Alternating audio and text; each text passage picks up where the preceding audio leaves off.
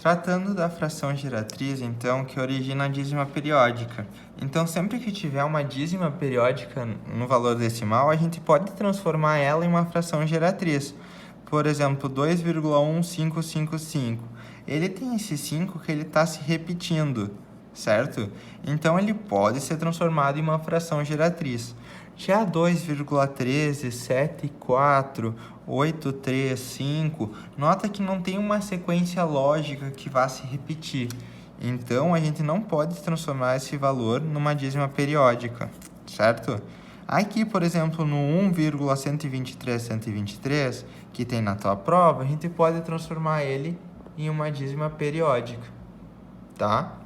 Como é que a gente faz? A gente pega a parte inteira mais a parte fracionária, certo? A parte inteira é 1 e a parte fracionária, como é dízima, a gente faz o quê? Bota o valor em cima e divide 9 para cada número que repete. Então, 9 para o 1 que repete, 9 para o 2 e 9 para o 3. Aqui a gente faz mínimo múltiplo comum, que vai ter 999 mais 123, né? Por 999. E nessa questão, se eu não me engano, ela pede para te ver a diferença do numerador e do denominador. A diferença vai ser o quê? Pegar esse valor e diminuir esse. Se eu tenho 123 mais 999 diminuído por 999, eu posso simplesmente cortar e a diferença vai ser 123, tá? Quando a gente trata além de potenciação, a gente tem que saber algumas propriedades básicas. Por exemplo, que todo número elevado a 1 é ele mesmo. Então, 51 elevado a 1 vai ser 51. Todo número elevado a 0 é 1. E eu já vou explicar por quê. Mas, por enquanto, trate isso como verdade, que 51 elevado a 0 vai ser 1. E todo número elevado a qualquer outro valor, a gente tem que fazer o quê? 51 vezes 51 vezes 51 vezes 51. Que nesse caso é 51 na quarta, é multiplicar ele por ele mesmo 4 vezes, tá bom? Quando a gente está multiplicando potenciações com a mesma base, a gente pode somar. Então, nesse caso, 5 ao quadrado mais 25, que é 5 ao quadrado, né? 25 é 5 ao quadrado, que tal 25 ao quadrado? Vezes 5 na 3, a gente pode fazer o quê? 5 ao quadrado vezes 5 ao quadrado fica 5 na quarta, que eu multiplico as potências, vezes 5 na 3. E agora que eu tenho todas a mesma base, é só somar. Então, isso aqui é a mesma coisa que eu botar 5, 2 mais 4, 6, mais 3, 9. 5 na 9, tá?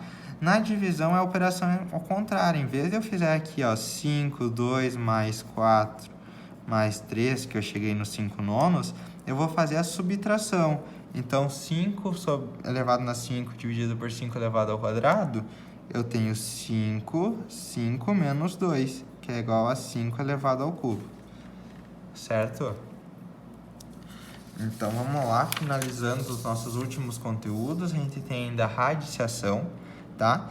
Radiciação, tu tem que cuidar onde tu consegue ou não tirar a raiz. Por exemplo, raiz de 10, a gente não tem como tirar uma raiz exata, então ele é um número irracional, certo? Ele vai dar não vai dar para compreender em uma dízima periódica. Já a raiz de 100 é 10, que a gente já sabe. Por quê? Porque 100 é igual a 10 ao quadrado. E a gente corta a raiz quadrada com 10, sobra 10.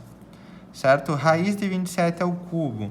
Então, raiz cúbica de 27. A gente sabe que 27 é 3 vezes 3 vezes 3. 3 vezes 3, 9. 9 vezes 3, 27. Que é a mesma coisa que raiz cúbica de 3 ao cubo, porque eu estou multiplicando ele por ele mesmo 3 vezes. Eu posso só simplificar e raiz cúbica de 27 é igual a 3. E a mesma coisa aqui, que eu tenho raiz quarta de 16. 16 é 2 vezes 2 vezes 2 vezes 2, certo? Então, raiz quarta de 2 na quarta, que corta aqui com aqui, simplifica a potência da raiz com a potência do número, sobra que raiz quarta de 16 é igual a 2, tá? Agora, falando do nosso último conteúdo, que é a notação científica, a gente tem o quê? Que a notação científica, o valor que fica na frente, ele tem que estar compreendido entre 1 e 10, que ele pode ser igual a 1, mas ele deve ser menor que 10. Ele deve ter apenas uma unidade, certo?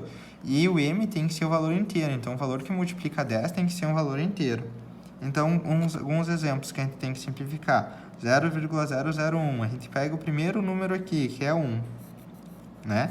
Quantas casas vezes 10? E a gente se pergunta quantas casas ele teve que andar. Ó, o 1, para voltar para lá, ele tem que andar 1, 2, 3, 4 casas. Só que ele vai andar 4 casas para a direita. Então, é menos 4. Nota que ele tem que ficar um número menor, tá? E aqui a gente tem que fazer o quê? É a mesma coisa que quando tá assim, eu tenho 1 sobre 10 na 4.